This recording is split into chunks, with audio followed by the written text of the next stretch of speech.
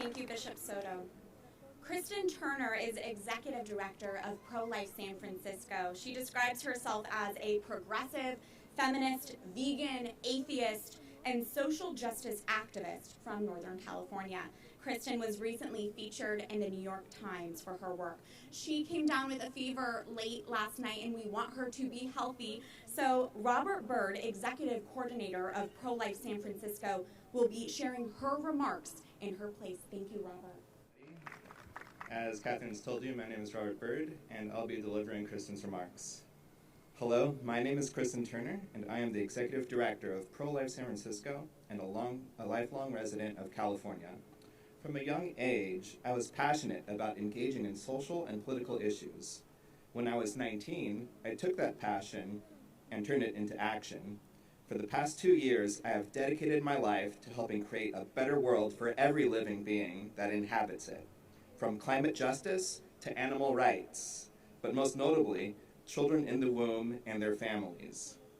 The issue of abortion has always lit a fire under me, so when I found out that California politicians were attempting to legalize elective abortion until the moment of birth, I knew that now was the time to take bold action. Proposition 1 is a clear power grab by politicians and the corporations that lobby them. Abortion is already legal in California until the time a child can survive on their own outside of their parent.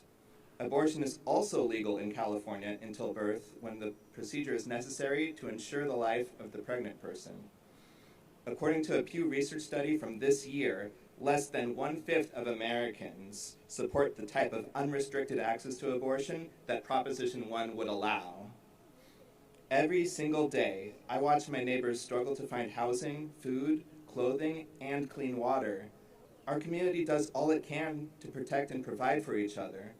In fact, the most generous people I see on a daily basis are those who have very little to give.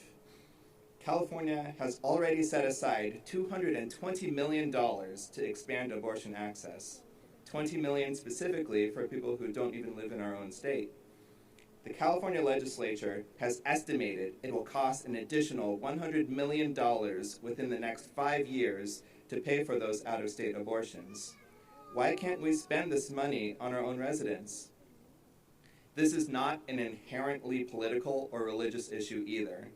I am an atheist and a progressive, and even I can see that this amendment is unnecessary.